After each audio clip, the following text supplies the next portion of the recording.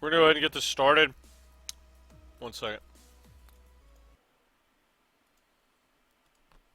Okay, so we're gonna start the YouTube highlight from right here. I'll have this uploaded to YouTube later. So we already got enough people in here. Just another quick recap. That way we can, for people in the YouTube vid, we're gonna be recapping. The game plan right now probably is to do the first four bosses for the new Siege of Orgrimmar raid on PTR. I know there have been a lot of people that haven't had the opportunity to see them. Or much less playtest them. But we have YouTube clips of each, and I'm going to be going over. Um, I'll be going over each one of the bosses and kind of like a rough, like this is kind of the premise of the boss, what you're supposed to be doing, etc. Okay, so that said, we're going to get it kicked off. Honor Buddy, I don't understand what that means. I don't use Honor Buddy. I don't bot any game, bro.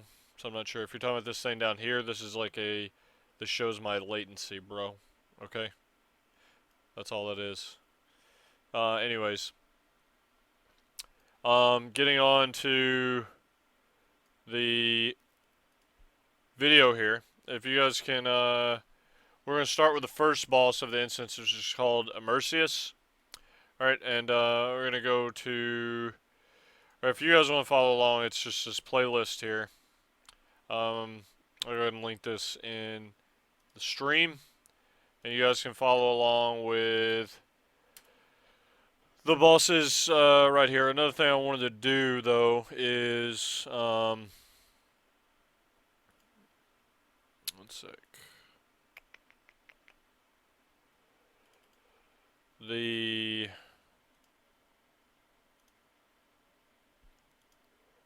I wanted to have the dungeon journal open while I'm going over this. So one sec. I'm gonna get logged onto the PTR, and then we're gonna go ahead and get this started.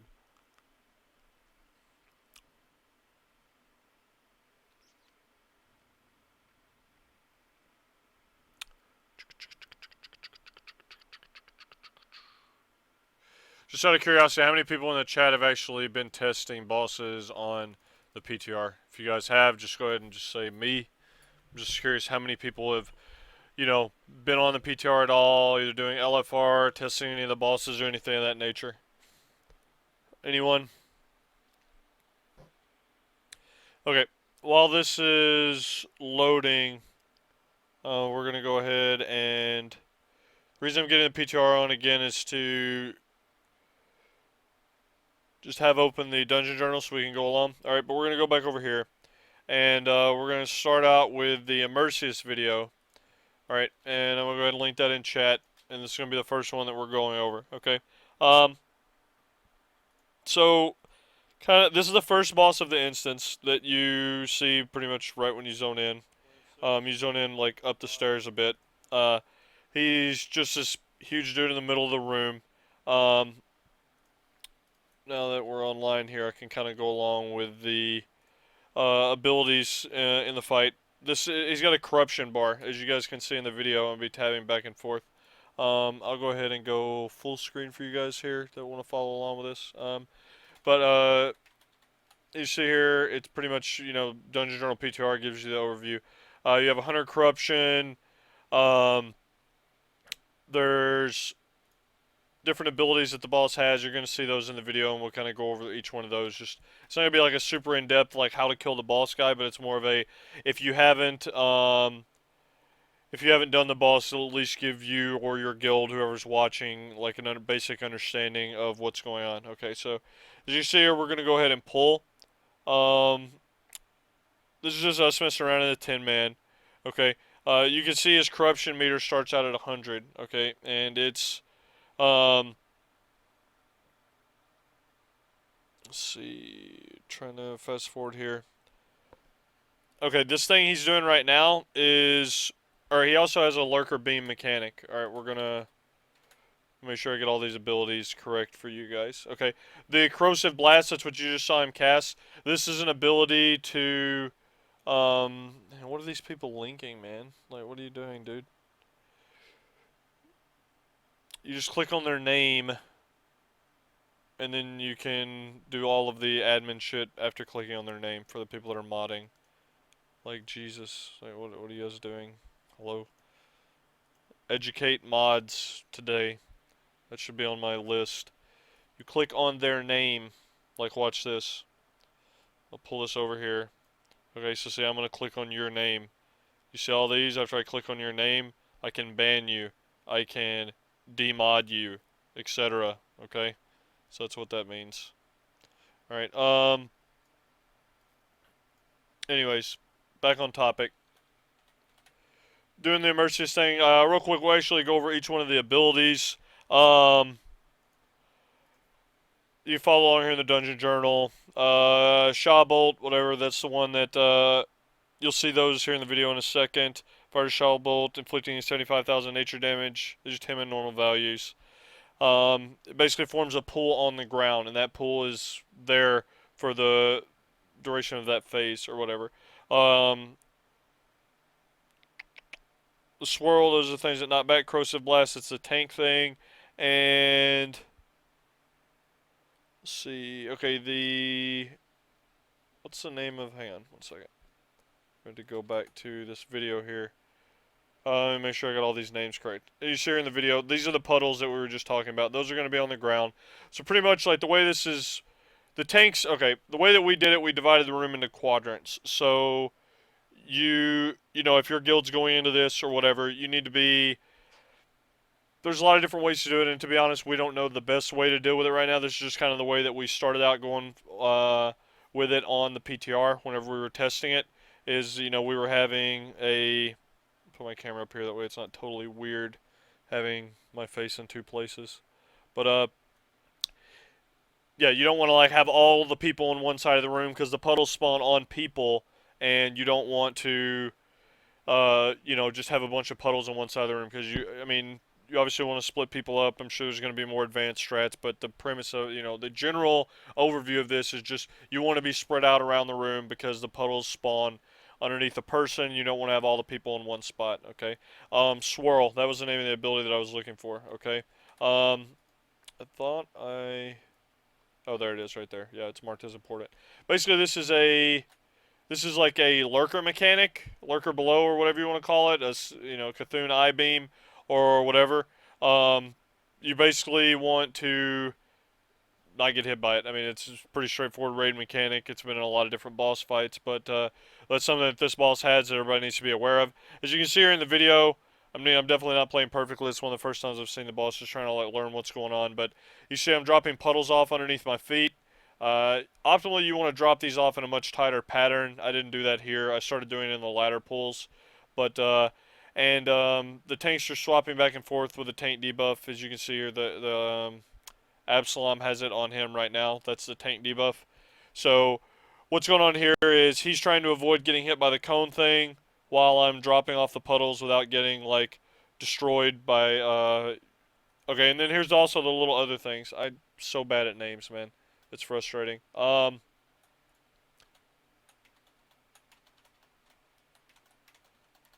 Okay, finally. Okay, so Seeping Shah, that's what these are. These are, I think that's what that is at least. Hang on.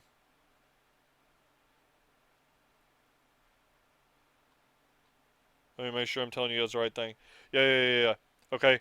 So basically, like if you run over these little puddles on the ground that are moving around, they knock you back. So it's just like another pain in the ass mechanic of the fight that you have to avoid. This fight's it's a two-phase fight. You bounce back and forth between the two phases. Okay. As you see here, he starts at 100 corruption. We get him to 0%. Then he transitions into the next phase. Okay. So there's a split. This is when he goes into the next phase. Now, the easiest way to explain to people what's going on with this part of the fight is to kind of draw a parallel to Sulon during the day phase or whatever, when you kind of have ads coming out from different sides of the room and shit like that.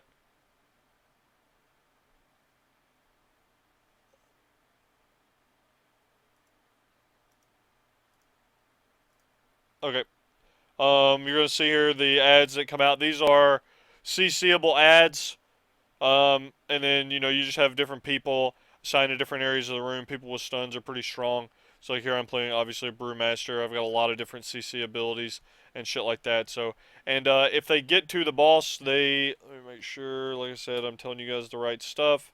Um, says that basically, upon reaching 0 health, he becomes unstable, bursts into all the stuff that you see going around the room, which attempt to reform in the middle. For each one killed and each one healed to full, there's healer. Okay, his corruption is reduced by 1. All right. Now there's healer ads and there's DPS ads, so you can be like, oh, well, what are healers doing at this point in the fight? We're gonna back it up here. I want to kind of show you guys. Um, you can see some of the healer ads if they're coming out here. I'm pretty sure that blue one there is a healer ad, and the healer's job is to heal that to full. And if any of the whenever the damage ones reach the boss, let me get the damage value for you guys.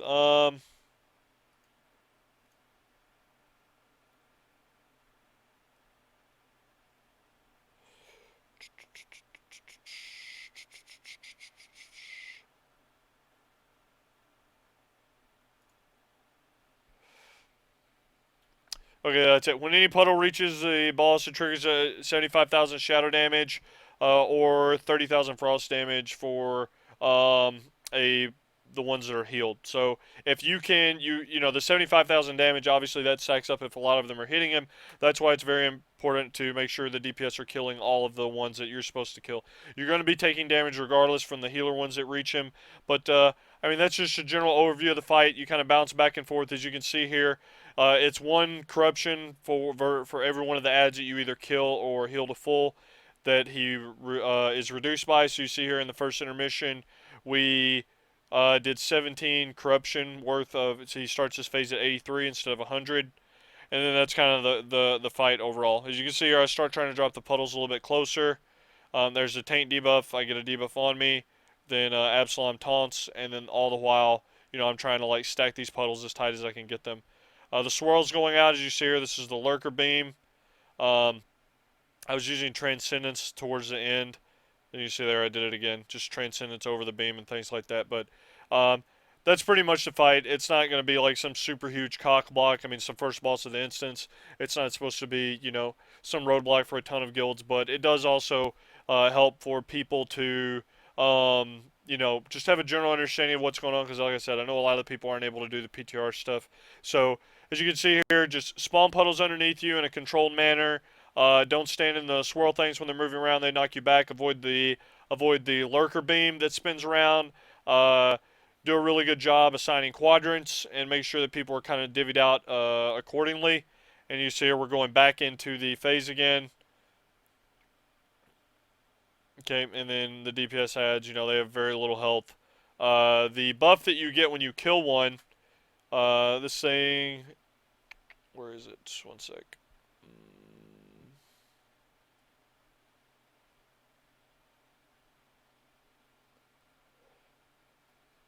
Okay, yeah. When a shot puddle is destroyed, it triggers residue.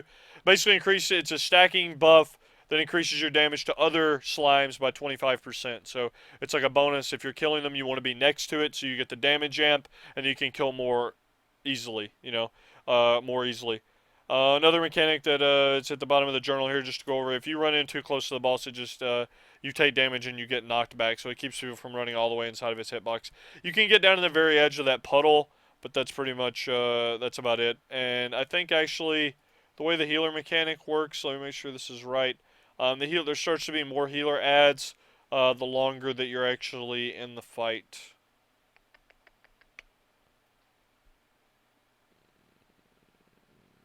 Shovel, swirl, split, shot puddle. Okay, right here. Yep.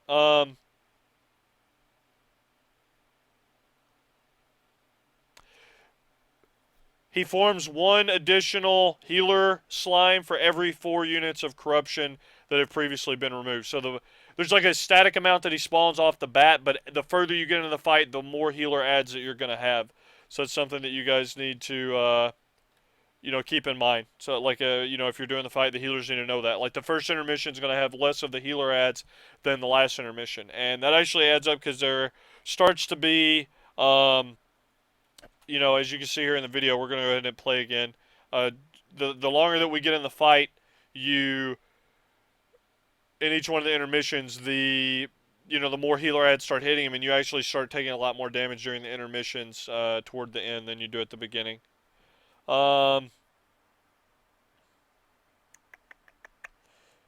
Yeah, if you're in a scrubby guild or whatever, you're gonna, expect to see people getting hit by the lurker beam and things like that. But it's 100% predictable. You can see them do the wind up. As you see here, I think I actually am getting knocked up by the swirl things.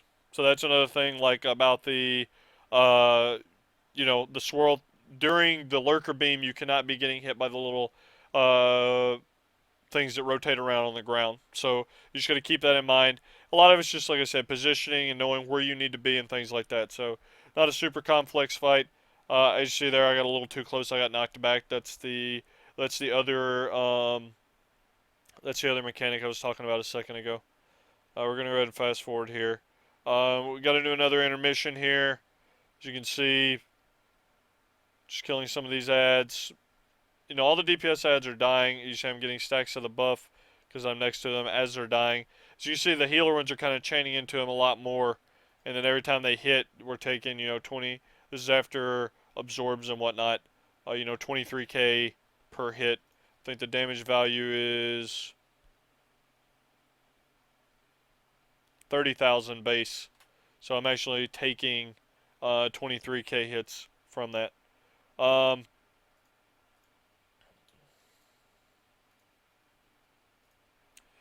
go ahead and fast forward here.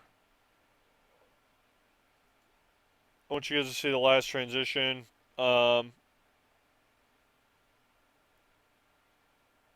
Just because of how much damage it ends up going out. This was Dan dead. You can see, just pay special attention here. You see how many more healer ads are going out in this last transition. There's actually a lot less DPS ads on our side here at the beginning. I was actually trying to heal these with Healing Sphere, but I don't think it was working. They're just running right over it. But as you can see here, a lot of these, look at the damage that's just going out here. You can see it in my combat log too. That's from all the healer ads that are hitting the boss. So definitely the later you get into that fight, the more damage that you end up taking during the intermissions. All right. So again, that's pretty much an overview of the first boss. I'm gonna try to burn through the first four real quick, just so people get an understanding. If you guys have any questions about that boss in specific, go ahead and post them in the chat, and I'll see what I can do about answering them. Like I said, we only have very limited time on these bosses, so I by no means know everything about them. I just have a general understanding of them because we've only seen them for probably about an hour at a time. So, but we've kind of had the fraps and things like that, and we've kind of went over it. But just to recap on this boss, you want to have people spread out. Tank split the debuff. Be prepared to avoid the lurker beam, and just make sure that you have quadrants divvied up evenly during the intermission for killing ads. Okay, PTRs are only 10-man during the raids at the moment. They're actually LFR is active, but the videos that I'm going to be showing you guys is 10-man only. 10-man normal. How do you deal with 3 healers covering the whole room for ads? You just kind of divvy it up into thirds, man. Like, that's pretty much it. That's how we were doing it, at least. I mean, you're going to have some that hit, and the healer ones actually, when they do 30k regardless. So, it's you just heal up as many as you can, but putting the healers into one, splitting the room up into thirds. Okay, so that was the first boss. The second boss is Fallen Protectors. So we're gonna go back to the playlist here, and let me find. Okay, this was the first boss they actually tested. This boss actually has a decent amount of stuff going on, as far as like it's your typical council fight almost, where you have multiple options for like which one you can be on first and things like that. Gonna kind of hit this up real quick in the dungeon journal for you guys. So basically, you have a brewmaster, a rogue, and a priest. So you have a tank, a DPS, and a healer as far as NPCs go.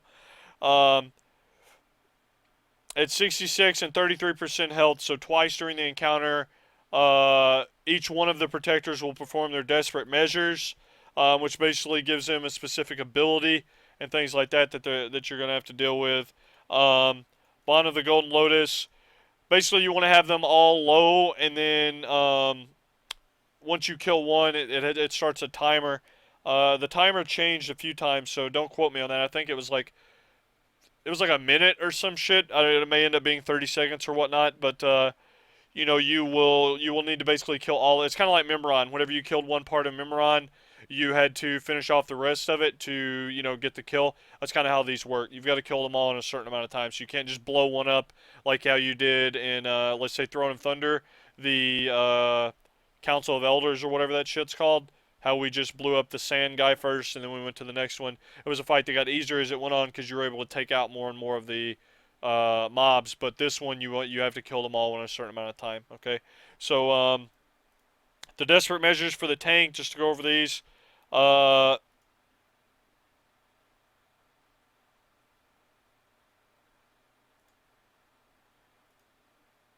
he spawns 3 ads, and what they do is the misery ad smashes the ground. You'll be able to see that. Basically makes a like a big void zone thing. Inferno strike basically divides. It's like a saber lash mechanic that divides. The way we handled that, we just had the range stacked. And then you have the corruption shock from the gloom, and the gloom, that's obviously what it says here. You know, obviously interruptible. You want to have the melee on that. So like the way that you kind of want to deal with a fight here is we're going to hop back to the video here. We're going to hit play. We actually start out this pull on, let's see here. I'm picking up the rogue. Absalom is picking up the tank. And I don't think that the priest is really tanked. So what we're doing here at the beginning, we should have them grouped up for a lot of cleave and whatnot. Let's see. At the beginning, then we kind of separate them. I mean, separating them gives you a lot more control, just sort of like stability, but obviously you're losing damage. But right now, we're not trying to min-max damage when we're learning the fight. We're just trying to, you know, learn the fight and things like that. Now, one thing about the rogue here, as you can see what I'm doing, um, we're going to go, one sec.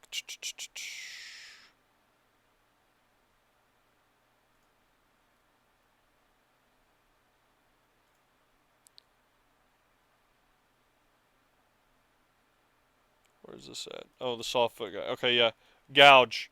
Okay, this is what it is. We're going to back this up here. I want you guys to see it. If you have somebody that's tanking the rogue, they have to be very aware. Took me a couple of pulls to figure out like exactly what was going on, but as you can see here, I'm pausing it.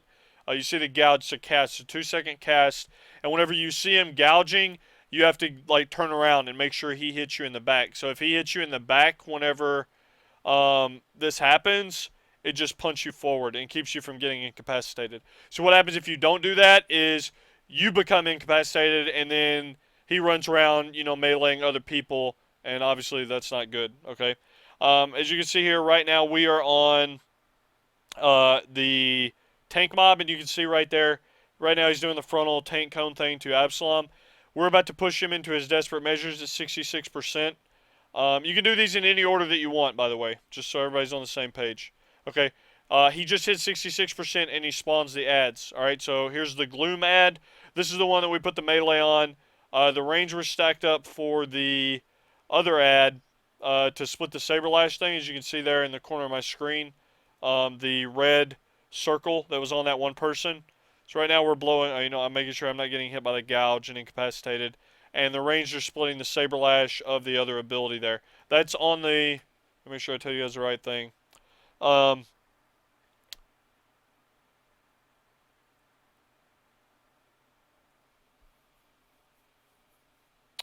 Yeah, that's everybody within 8 yards just splits 1.2 million fire damage. So that's what you have to deal with in that part. You just make sure the ranger's stacked, or whoever has that debuff is, you know, able to divvy it up between the ranged. Okay, and you can see the shot on the ground. That's what the one guy's putting down, and things like that. The misery ad that we're dealing with right now, just make sure. Oh, that's the stuff that's on the ground or whatever. You just got to make sure to kill him. So basically, the desperate measures for the tank is he spawns 3 ads. You have 1 ad that you have to interrupt. You have 1 ad that you have to make sure to split the saber lash, and you have 1 ad that you have to avoid the void zones that he puts on the ground. Okay, so that's how you deal with the tank's desperate measures. We'll go ahead and speed this up right here, and get into the next one. We're going to be pushing to 66% is. Let's see, I think it's my mob, which is the rogue. And or you see him doing the gouge, I turn around, get punted. He switches back and forth between the, let's see, master port. Okay, yeah, you got the Noxious Poison, this is the one that they put pools on the ground. Obviously, you move. You don't stand in the puddles, common sense. And instant poison, which is basically what makes the tank take more damage. So as a tank, you just need to be aware when he has instant poison on. He's going to be doing a lot more burst to you. And then whenever he's doing the noxious poison, you just move away from the puddles or whatever. Okay. The way his, let's see, his desperate measures.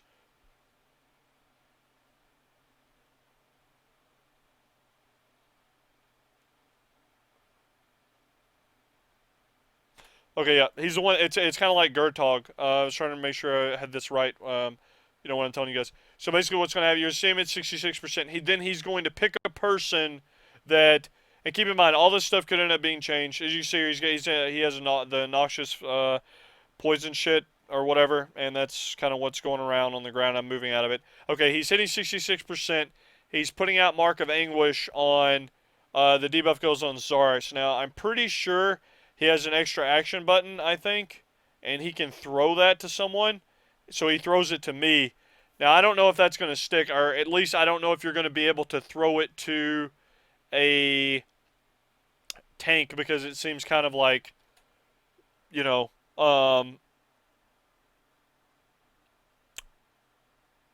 silly, I guess, for lack of a better term, that you can just you can make the tank the mob. It seems kind of like, you know, necessarily, or like, why even have the ability to throw it because you're always going to throw it to the tank type thing.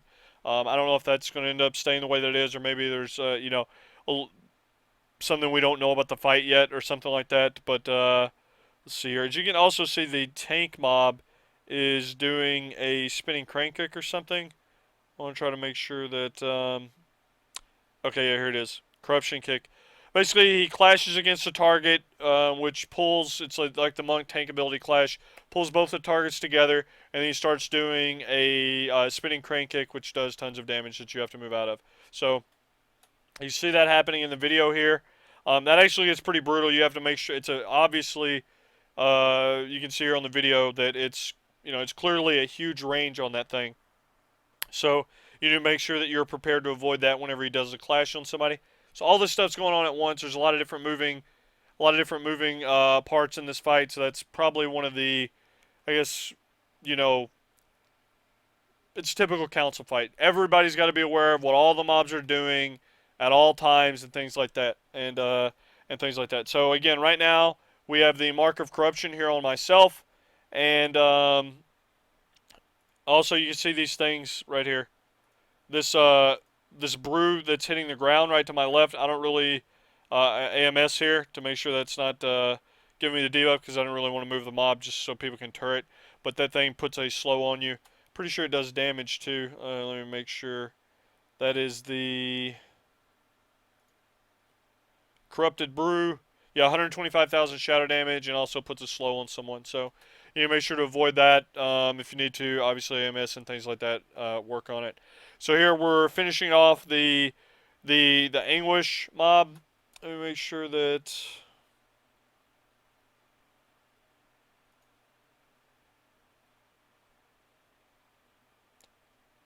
Okay, well, I mean, this debuff here, reading it right now, reminded me of one of the reasons you not necessarily want to have the tank doing it is because you get your armor reduced by 50% for 2 minutes. Okay, now that would be a downside to having the tank do it. I guess the reason I didn't really remember that is because 10-man normal, it wasn't obviously that big of a deal because the damage values weren't that heavy. But, probably on heroic or something like that, that would be a deterrent to keep the tank from getting, from tanking that mob because you don't want the tank to have 50% reduced armor from the debilitation or whatever this thing is. And the reason that you're able to throw the core around is the longer you tank it, the more damage that you take from the mob and things like that. But like I said, the 10-man normal values, they weren't really that heavy, so it wasn't that big of a deal. We just killed it while I just left it on me the whole time. But it's probably, like I just said, not going to be working for heroic or something like that. Um, Going ahead right now. How many viewers do we have right now? I'm just curious how many people are actually interested in learning about these PTR fights because I know usually we have a couple hundred for the Sub Sunday workshops, but you know, I had a lot of people talking about wanting to know about the PTR stuff, so I'm just curious how many people are actually here because my counter doesn't work.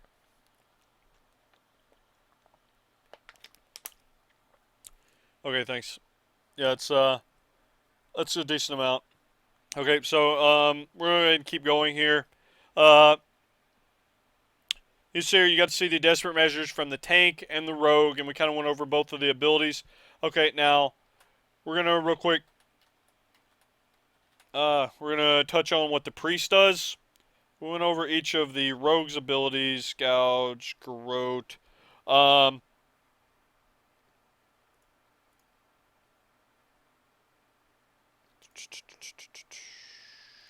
Now we're gonna go over the priest. Okay, now what she does during her desperate measures, she's gonna create a dome, like a big barrier thing. Um,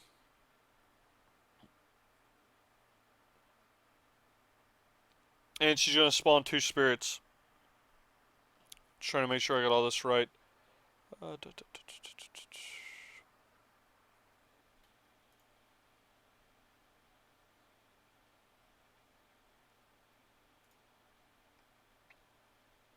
We're gonna go ahead and play here while I'm looking over that. So we're kind of, you don't really want to have two going into the desperate measures at once. I mean, in a perfect world, you would kind of want to chain them. It's like do this desperate measures, then the next, and the next, and the next, and the next, and they just kind of all even out to where you're constantly in a desperate measures phase. You don't want to just sit outside of all. You don't want to have all of them at 70%, and then, you're saying stop damage on one and then go on another. You want to be able to just have a steady flow of damage, but focus your damage accordingly. Okay, so right now you can see she's doing the AoE Shadow Pulse thing, but she also puts the barrier thing up, as you can see here in the video. We're going to tab back over here and just make sure that people are on the same page as far as this goes. Players inside the Dart Meditation take 35% less damage. From the ability. It doesn't say here in the journal at how much damage it's doing. Let me see here how much, if I can see it on my combat log.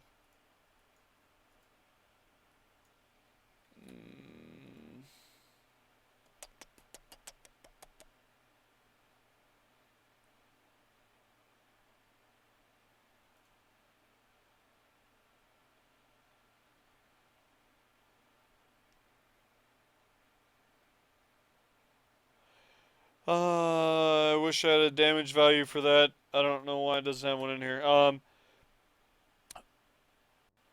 But as you can see, I'm tanking the rogue outside because I don't want to pull him inside and be putting the poison puddles, on top of the raid while they're in there. So I don't know if this is going to be viable in heroic. It all depends on how much damage that like AOE pulse is doing and shit like that.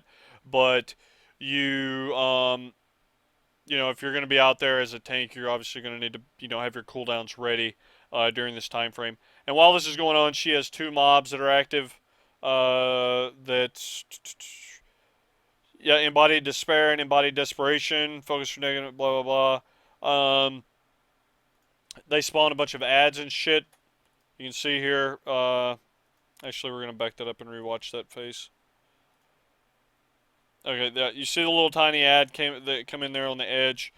Basically, each one of the big ads spawns little ads and things like that. So it's kind of like an ad phase that you have to deal with whenever she goes into desperate measures, and you want to make sure the raid is inside the bubble. So that's how you end up dealing with hers. And then, as you can see here, the tank is doing his clash and then spin. So you've got to be ready to deal with all these. But it's like, okay, well, you need to stack the raid inside the bubble, but you also need to be aware that the other tank mob is going to clash someone and then do a spinning crane kick. So you don't want to have him right in the middle of the bubble doing the spinning crane kick and things like that. Same thing with a rogue. You can't have the rogue on top of the raid. Dropping puddles and shit like that. And you see here, right after that, so right the order that we did it in, we tank desperate measures and the rogue desperate measures and the priest, and then as soon as we finish the priest, we're pretty much right back into desperate measures for the tank. And these are back out. You can see here that I'm turning around for the gouge again. Okay, and positioning here is definitely not optimal by any means. For some reason, Did you see that damage, the AoE pulse that people are taking from time to time? It's Calamity. It's what the priest does. It's like one of her permanent abilities or whatever. Um, I don't know. I thought it was more than 10% because right here it says 10% of their maximum health, but I thought it was like 30% for some reason. I don't know if they changed that or if it'll stay. 10% seems a little light. I'm not sure. I guess it just depends on the frequency that it happens, whatever they end up going with. But again, the melee mob, the gloom mob, we made sure to, blow it up super quick. And then we have the sorrow mob here. Just to go back up here and make sure people are on the same page with that. Sorrow is the one that's making the saber lash for the flame shit.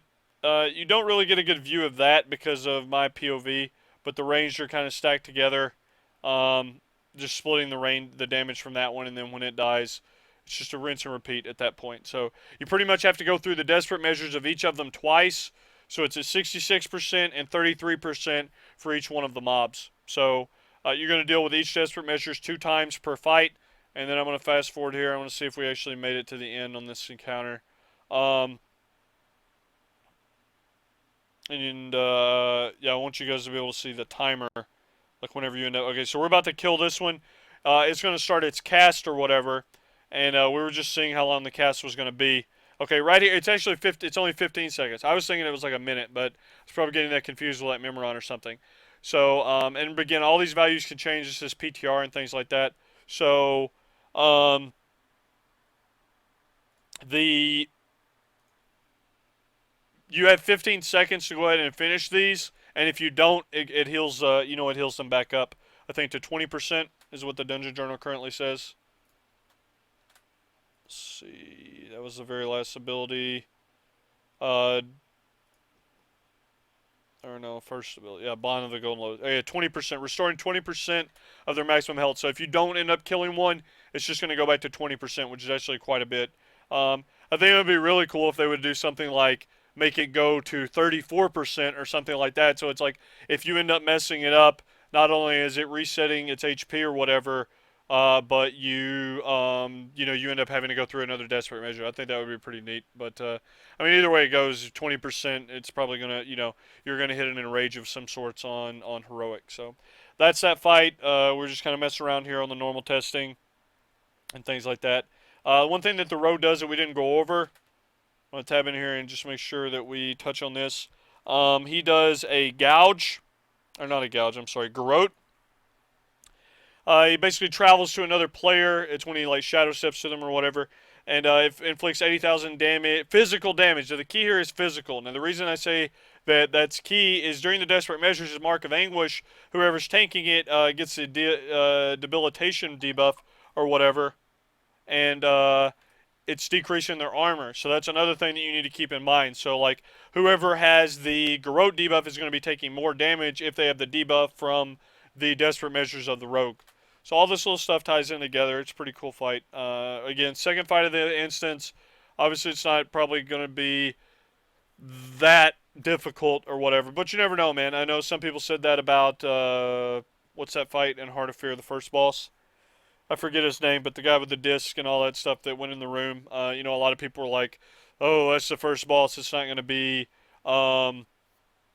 It's not going to be that difficult, but I know that one turned out to be a pretty big cock block. Wait, which one? This guy's saying it gets removed with desperate measures.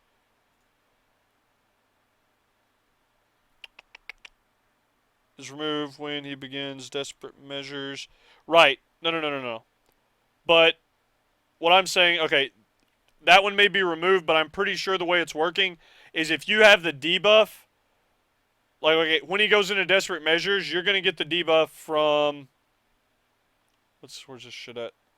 Mark of Anguish is 2-minute debuff, I think. Yeah, the debilitation or whatever is 2 minutes. So I'm pretty sure you can get targeted with Garrote while you have the debilitation debuff. I think that it's just not going to happen. It's going to remove it, but then you can get selected with the Garrote coming out of it, if that makes sense. So I'm pretty sure that will line up. I mean, you may be right, but I think that it can. I mean, I don't see any reason it wouldn't be able to because it's only for 2 minutes. All right. So that's the second fight. Let's see. If anybody has any questions about this, make sure you guys are putting them in chat, and I'll do my best to, go ahead and answer you guys and things like that. Let's see. This guy earlier was asking about the flame spear on my monk. That's what the jab icon looks like if you're not if you're not using the jab glyph. If you're not using the jab glyph, it just shows like a polearm, fiery polearm or some shit. But okay, so that is the second boss. We'll try to power through these. We're actually spend a little bit more time on these than I'd anticipated but that's fine. I'd rather be a little bit more in depth than just give you guys such a brief overview that you don't have an understanding of what's going on. So we'll try to knock out one more. Let's see. Narushin, where is that guy? Right here. Okay. This is a third boss. Alright, I'm going to link this video to you guys if you guys want to follow along with it.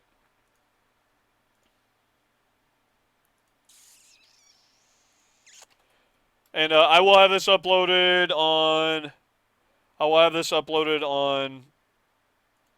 my YouTube and things like that. So, make sure you guys are following me on YouTube, and if you want to, help me out and subscribe, I would greatly appreciate it on YouTube. All of these guild workshops every Sunday are uploaded. So, if you guys want to link it to somebody in your guild or go back and watch it later, that's definitely an option. I don't know what all these people are linking shit for, but whatever.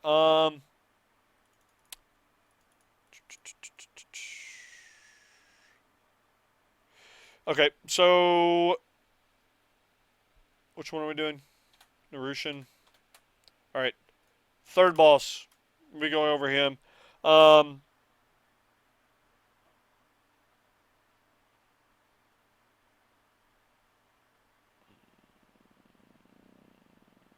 Which one was this?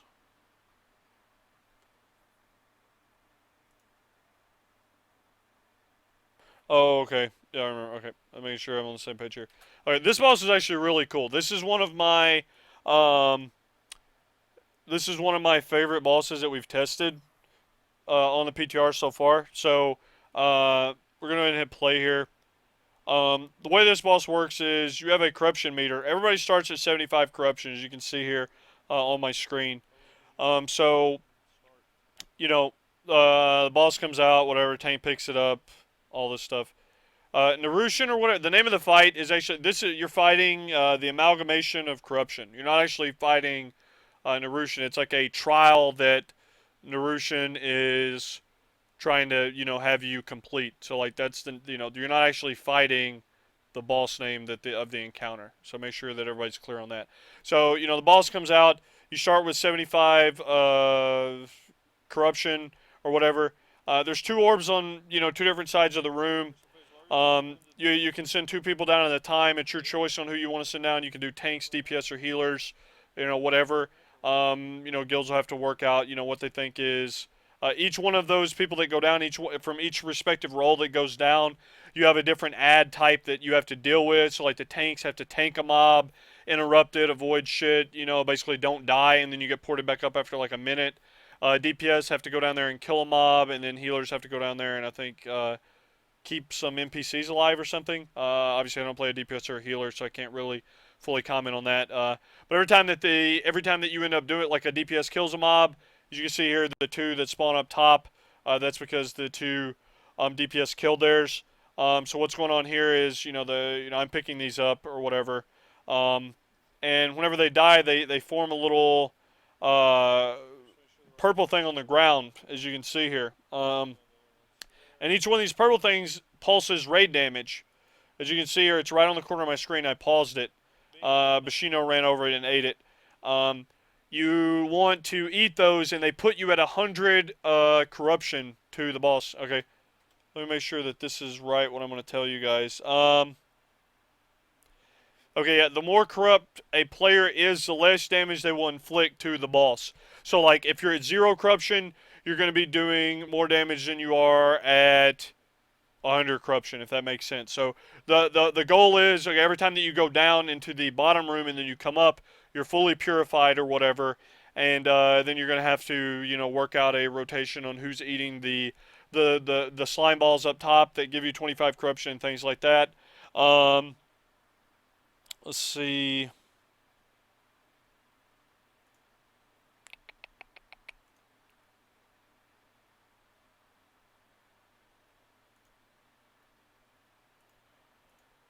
A lot of different tank mechanics here.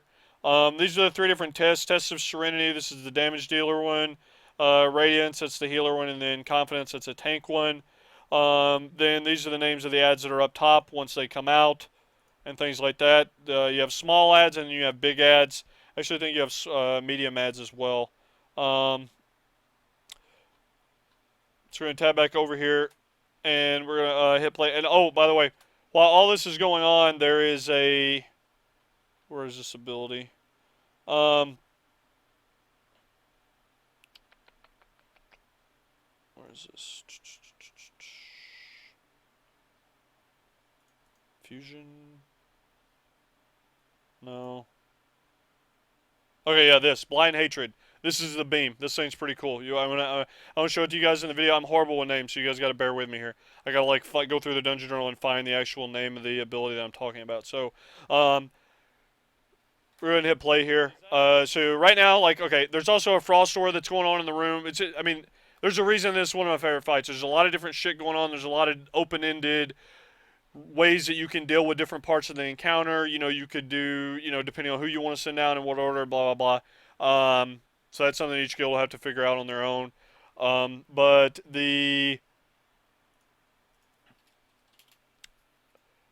I'm gonna hit play here, and I want you guys to see the beam that goes out. So like you got all this stuff going on. You got ramping up damage. Basically the Shaw dude here, the Shaw nerd. It is doing. Where is this?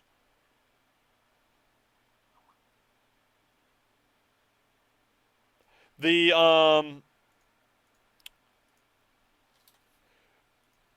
for every one of the ads. Okay, sorry, getting a little trying to multitask a little too much here. Okay, so what's going on here?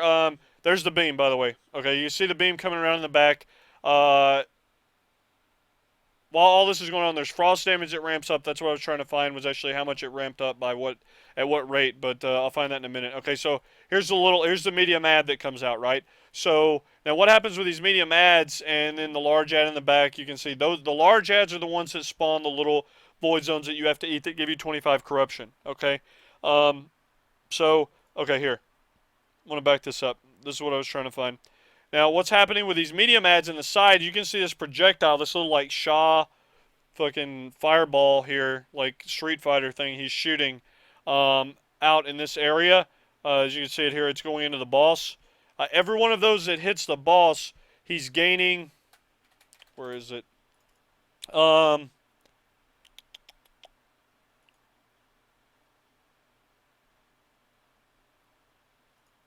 Where is... Okay. Every expelled corruption that reaches the amalgamation will increase the damage by 5% for 15 seconds, okay? So that's why you have to block those with, like, you have to body block that shit. So, like, whenever you're doing the encounter, we weren't really doing a good job of it here, but you know, you have to put your body in front of that and things like that. So you see all these ads that are posted up on the edge out there. You can see them coming in. I actually tried to get in front of that one, but I'm pretty sure I was too late. Just trying to, like, absorb what all's going on now. You got the big ad out there. You can see it's going to die on the left. Here comes the beam. So, like, all this is going on. People are going down. I end up going down at some point, so we're going ahead and hit play here until we can see me go down. I die right there, actually. So that's no good. Okay, there's a very good view of the purple thing on the ground. Um, the UI here is bugged. I'm still at 75 energy, or 75 corruption, even though I died. It just shows 0 because I died and got res. So, because whenever I would eat a puddle after I would die, it would go ahead and put me at 100. So hopefully they change that bug before it goes live. So what's going on here is, you know, we're just dodging the beam. The raid damage is just ramping up accordingly. And the two things spawn on each side of the room over here. I think I'm supposed to be the next person that goes down. I'm not sure. We'll see here in a second.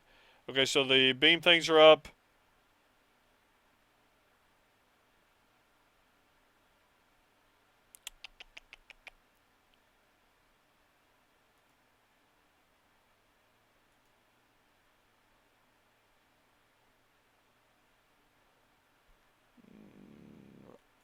I want to find a part where I'm going down so I can show it to you guys.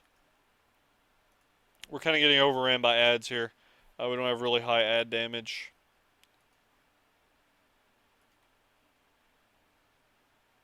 Okay, I think, okay, right here. This is going to show what I want you guys to see. So what's going to happen is, homeboy here is going to die. You can see I'm going to run over that thing. It puts me at 100 because, again, remember I was at 75.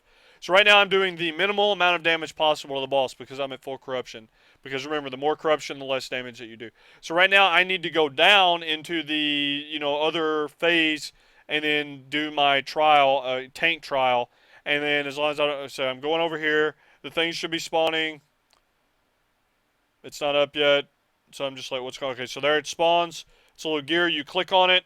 Okay, yeah. All right, so then this mob comes out as a tank. So as a tank, whenever you come down here, this thing's going to have like 2 or 3 different casts. Titanic Smash, you're going to, you're going to need to move out of the Titanic Smash as a tank. Um, Pretty self-explanatory. It's just a cleave thing in the front. Okay, he's going to do Hurl Corruption. It is imperative as a tank that you interrupt this. Okay, so see, I got the interrupt there. It only casts if you get the interrupt. You'll be able to keep up with the cast. The piercing corruption thing that he casts, that's damage that you're going to be taking no matter what. You're in pretty much just like stay alive mode down here as a tank. So you don't need to be. You can kill. One time I killed this, but I think that the only thing that happens when you kill is you go up early. But you may save like 10 seconds or something, which I guess in the end that would add up. But I think you put yourself at a very high risk of just taking too much damage. It's a lot. The safer way to deal with it is just do what you need to do to stay alive during this phase as a tank. And again, I don't have any footage of the DPS or the healer perspective or whatever. Um, so right now I'm just staying alive. You have a debuff on you, as you can see here in the top here. I think this is. I have 25 seconds left. And in 25 seconds, we're going to fast forward. That's pretty much it down there as a tank.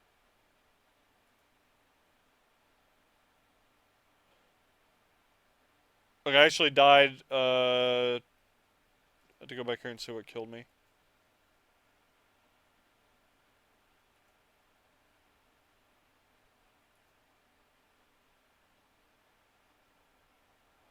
Yeah, I interrupted the hurl corruption.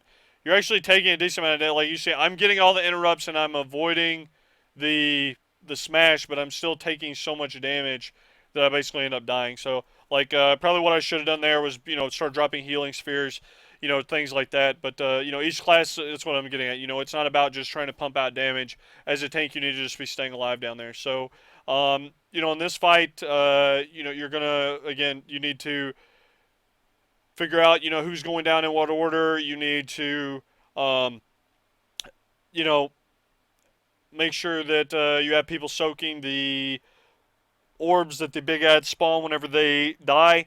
You also need to make sure people are body blocking the Shaw bolts that those things that are shooting at the boss.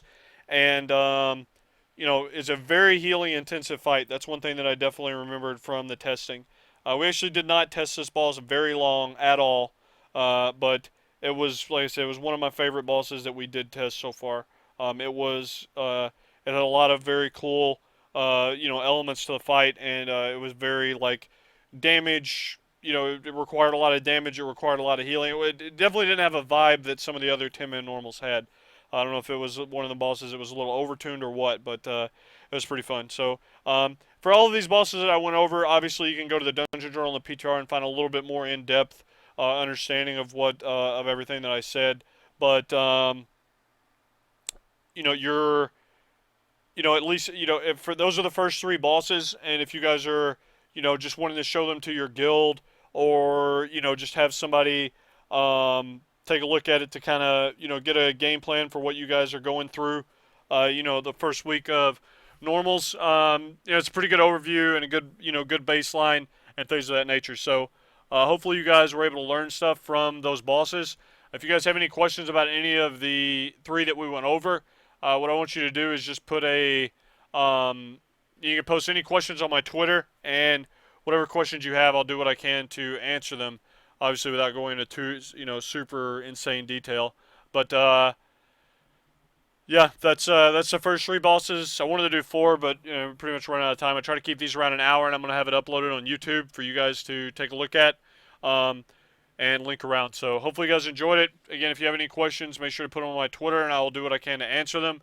And if enough people enjoyed this, make sure to put some positive feedback in the video. I kind of go over the YouTube vids and look at what people are saying. That's kind of where I get ideas for the next week's show. So like next Sunday, I may go over more of the PTR bosses, or next Sunday I may end up going over, like last week we had the World of Logs walkthrough, or we could go over Throne of Thunder, in-depth walkthroughs of any of the bosses that people want. I know some people are asking for Dark Animus, Darumu, Raden, things of that nature. So I'm kind of open to whatever, bros. You guys just make sure to, either put on Twitter or the videos, like comments, what you guys want to see, and I'll do what I can to get it on there. I'll take the next couple of minutes to answer any questions that you guys may have over this stuff, and we'll wrap it up after that. First question I see here is, what do we do different from 10 to 25 man testing? The way that we kind of handle testing in Blood Legion is during 10 man normals, we just do, like, the only reason we are in there on 10 man normals is to, like, figure out the boss, figure out the abilities, and just like a baseline understanding of what's going on. That's like the mission for 10 man normals. You know what I mean? Like, we're not trying to min-max DPS. We're not trying to, kill the boss. We actually, if we get the boss low, we end up wiping it, and trying to get back in there again with a different strat, a different group, and things like that. So we try to make sure everybody sees the boss. We make sure we understand all the abilities, and and 25 normals is when we kind of like, okay, well, what's the heroic mechanics do? How do we, what do we need to be doing? If this is happening on heroic, 25 normals is kind of whenever you start getting a little bit more serious about it. And then obviously during the 10 to 25 man heroics, that's whenever full blown strat is going down. You know what I mean? It's like, okay, well, this is what we need to do. And obviously in 10 man, we're like, I wonder how this is going to correlate to 25 man and so forth. So there's actually a pretty big difference between each one of the testing, what's the word I'm looking for? Formats, yeah, between 10 and 25 normal and 10 and 25 heroic. Does it matter what Fallen Protector we tank away from the group? Because I was tanking Rook away from the group. It doesn't really matter. I mean, like I said, if you're super strapped on damage, you're going to want them closer together for, better cleave from the melee and shit like that for all Death Knights, but for maximum control, you would want them split up because, the tank does the clash and the rogue is dropping poison puddles all over the fucking place. So, like, it just depends, man. It depends on how strapped you are for damage. If you need damage, get them closer. If you don't, spread them out. It's that simple. Spreading them out safer, less damage. Keeping them closer is more damage, but it's less safe. So, that's that. Special guest interviews again. I don't know, man. Maybe so. I honestly stay pretty busy to the point to where, the nights of the week that we aren't raiding and things like that, I'm usually doing other guild stuff, whether it's interviews for new apps or, working on spreadsheets and stuff like that, or, doing this stuff on Sundays and things like that, because, I got to get an outline beforehand coming into this on Sunday, so there's a lot more that goes into it than just what you guys see on the stream. Let's see. Getting World of Logs errors, man. I don't know. I'd probably try Googling that or looking on the World of Logs forums. I see a lot of people, all people always ask me the same thing. What's going to be the best tank class in 5.4? You know what I mean? Like, which one's going to be the best? I mean, like, it's too early. A, it's too early to tell. B, there's not going to be one class that's better than the other one just as a baseline statement. There's going to be one class that's probably better on a majority of fights, but there are going to be fights where that tank class is not going to be better. So, like, that's kind of how the WoW tanking balance is. There are some fights where a Death Knight's the best. There are some fights when a Monk is the best. There are some fights when a Warrior is the best. Although there are very few fights where a Druid is the best, I will say that. And that's not to hate, because I know they probably got some Druids in here, and that's not to say they can't clear content. I'm just saying if I had to pick somebody that was overall, like, a Pally's going to be your safe bet as far as consistency. A Warrior is always going to be pretty consistent. DK and Monk are pretty, like, specialist tanks, I guess would be the easiest way to put it. DK more so than the Monk. That's just a general rule of thumb, you know what I mean? There's going to be different encounters, different strengths, and things like that. So, There's, that's the long answer. The short answer is, there is no one tank that's, just better than the rest. Every tank is going to have its pros and cons. Okay. Um, how to interview an app or something like that. I'll see what I can do. Maybe we could. I don't know. I don't want to like throw out our interview questions and just how we do interviews. I guess full blown, but I'll see what I can do. If that's something that enough people are interested in, I may be able to at least give you guys an overview of the type of stuff you should ask for your guild and things like that. Um, do we raid with a feral? No, we don't. Can we have a talk with Philip? I don't know. I'll talk with him if that's something he's interested in doing. I'm sure that he's a pretty good people person. So, um, if he wanted to hop on here and do like a special guest interview one weekend, we could probably set something like that up. How do I feel about Riposte? Is that a step in the right direction for Warriors DKs? I don't. The thing about that, I guess yeah, because you gotta look at it like this. Prod Paladins, you're gaining. Prod Paladins and Monks are gain and Druids. Okay, so you have 5 tank classes. Those 3, and then you have Warrior and DK in another group. Okay, so the Pally Monk Druid, you're all having. You can go full blown crit or haste or whatever. Haste on a Pally, crit on a Monk or a Druid, and you gain defensive benefit from doing so. You know what I mean? So like that's a very strong argument. It's like, okay, well, you go crit for more elusive brew stacks, you go crit for more rage, which means more savage defense uptime, or more frenzy regen healing. Like not to mention more damage output. So like you're getting a huge defensive gain on those 3 classes, but then you have the DK and the warrior, who sure you can gem crit on a warrior, you're going to be doing a little bit more damage, but you're also getting you're getting like your ass handed to you in the process, because you have you don't have shit for mastery because you're going full crit. You know what I mean? Like you don't have shit for stamina because you're going full crit. And the same thing on a DK. Sure, you can go full haste, and that's going to scale with your runic corruption, but it's like, you go full haste. I did it. I've tried it a few times just for damage output. The damage output still isn't as there are DKs, and don't get me wrong here. There are DKs you can grow World of Laws and you can see DKs that are doing insane numbers. It's possible, but you have to give up a lot of survivability to do stuff like that. Whereas on a Paladin, a Monk, and a Druid, you're not giving up the survivability, and that's the key. You know what I mean? Like on progression, it's it's all about staying alive. You're still doing. Don't take that out of context either. You still need to be doing the maximum amount of damage that you can take. But let's say like on a monk, a druid, or a paladin, you have to sacrifice 20% survivability to get a 80% damage increase.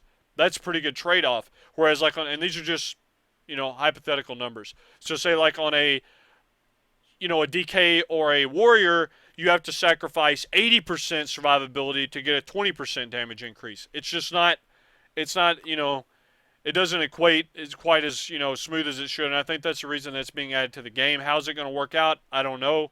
We'll see. But, I definitely think that there should be a defensive gain from being, you understand what I'm saying. There should be a defensive or an offensive gain for being defensive on a DK and a warrior, if that makes sense. Okay. Um,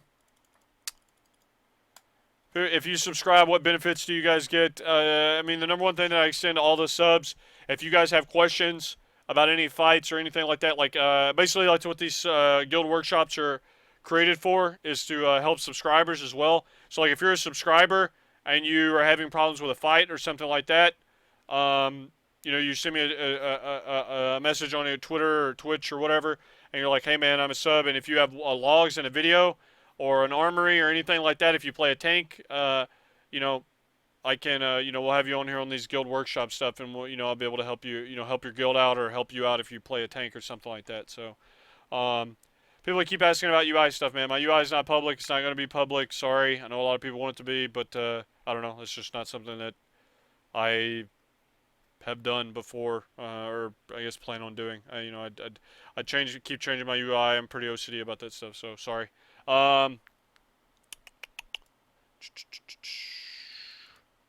People that okay, wrap it up with this question. This guy's asking about Lei Shin. Do me a favor, man. Just take 10 minutes out of your day, go to my YouTube channel, go to the Guild Workshop playlist, and there's 2 Lei Shin videos on there that full-blown full-blown walkthroughs on how to do the encounter. There's one that addresses it from a tank perspective, and there's one that addresses it from a guild perspective. So if you guys are working on Lei Shin, anybody in the chat, and you're having problems with it, or you just want to learn more about it, or you want to find ways to optimize it, go to my YouTube channel, go to the Guild Workshop playlist, and there are 2 Lei Shin videos that are, one of them's over an hour in length. Okay, so these Guild Workshops every Sunday are designed to teach you guys stuff that you may or may not have known. I'm not saying I have all the answers, but I have played the game for a long ass time, and I do know a lot of stuff, and there's a reason that I've been successful at the game. So this is just me trying to share some info that I have access to possibly try and help you guys out. So hopefully you guys enjoy it. I really appreciate it. Decent turnout today. I'll have this uploaded on YouTube, and make sure you guys are checking it out. If you guys want to do me a favor, please. I haven't ran any ads this whole time. Do me a favor. If you want to hit that subscribe button, I would greatly appreciate it. But more than anything, please hop on my Twitter and follow me on Twitter. And the Facebook and YouTube links are below as well. So those are the big 3, man. Facebook, YouTube, Twitter. If you guys can follow me on those, it's free. It doesn't cost anything. It just helps me out. So, help me help you. That allows me to keep doing what I'm doing. It's pretty much streaming and rating full time. That's what I do for a living. Stream throughout the week and things like that. So thanks again for watching. I really appreciate it. And to all the subs, thanks again. And the mods, thanks for helping me run the chat. So I'll catch you guys later. PTR stuff will always be streamed. And a reminder, Tuesday, Wednesday, Thursday, Blood Legion main raids. So thanks again for watching, and I'll catch you guys later. Okay? Good talk.